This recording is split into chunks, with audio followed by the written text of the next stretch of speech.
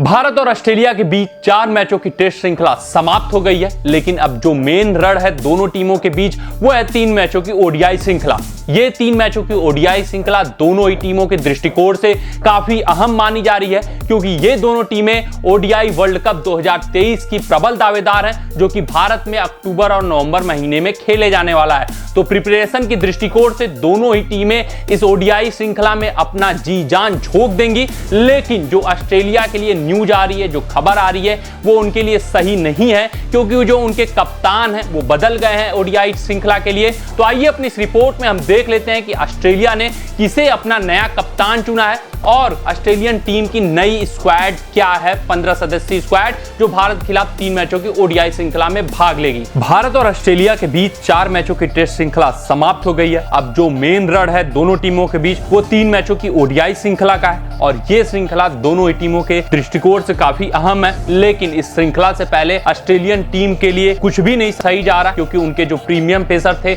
Josh Hazlewood पहले ही injured होकर बाहर हो गए थे। फिर उसके बाद खबर आई कि जाय रिचर्डसन भी पूरे दौरे से बाहर हैं और आईपीएल 2023 भी वो मिस करेंगे। अब जो खबर आ रही है वो सबसे बड़ा सेटबैक है ऑस्ट्रेलिया टीम के लिए, क्योंकि जो उनके रेगुलर कप्तान है पैट कमिंस, वो भी इस पूरे दौरे से बाहर हो गए हैं। पैट कमिंस दूसरे टेस्ट मैच के बाद ही ऑस्ट्रेलिया को रवाना हो गए थे, क्योंकि उनकी मां बीमार थी। फिर उसके बाद पता चला कि उनकी मां का निधन हो गया है और पैट कमिंस अभी भी अपने परिवार के साथ समय व्यतीत करना चाहते हैं। तो जॉस हेजलवुड, जाय रिचर्डसन के बाहर होने के बाद अब पैट कमिंस का बाहर होना ऑस्ट्रेलिया टीम की जो बॉलिंग अटैक है पूरी तरीके से कमजोर कर देती है। लेकिन उनकी जो बल्लेबाजी है, ऑलराउंड डिपार्टमेंट है, वो काफी मजबूत और सशक्त है, लेकिन उनकी गेंदबाजी काफी ही कमजोर हो गई है। अगर हम बात करें पैट कमिंस के रिप्लेसमेंट की, तो यहाँ क्रिकेट ऑस्ट्रेलिया ने कोई भी रिप्लेसमेंट अनाउंस नहीं किया है। वहीं जाय रिचर्डसन की जगह उन्होंने नाथन एलिस का नाम अनाउंसमेंट किया है, लेकिन इस टीम से अभी तक डेविड वार्नर नहीं जुड़े हैं। लेकिन कोच एंड्रयू मैकडोनाल्ड ने कंफर्म किया है कि पहले मैच से पहले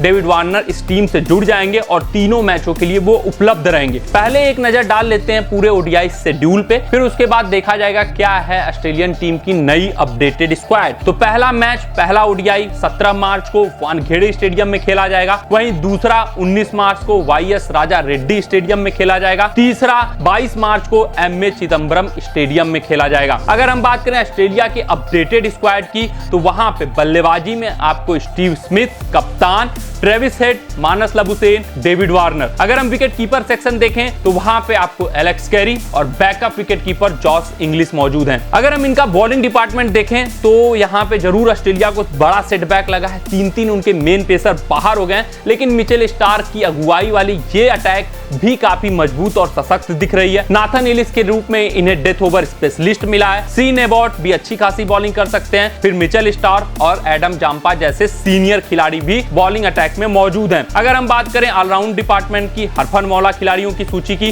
तो यहाँ पे कई दिग्गज खिलाड़ी हैं और यही इस स्क्वाड की खासियत भी है। यहाँ पे अगर हम देखें तो Cameron Green, Ashton Agar, Mitchell Marsh, Glenn Maxwell, Marcus Stoinis जैसे धुरंधर मौजूद हैं। तो ये थी ऑस्ट्रेलियन टीम की अपडेटेड स्क्वाड। इस स्क्वाड में नाथन एलिस को ऐड किया गया है। वहीं पैट कमिंस का कोई रिप्लेसमेंट नहीं घोषित किया गया और ये खबर आ रही है कि डेविड वार्नर भी पहले ओडीआई से पहले इस टीम से जुड़ जाएंगे। तो आज की अपनी इस रिपोर्ट में बस इतना ही। आप सभी अपना ध्यान रखें, सुरक्षित रहें, स्वस्थ रहें, मस्त रहें। जय हिंद, जय भारत। अगर ये वीडियो आपको पसंद आया हो तो इसे लाइक और शेयर करें, और क्रिकेट से जुड़ी अन्य जानकारियों के लिए हमारे चैनल को सब्सक्राइब करना ना भूलें।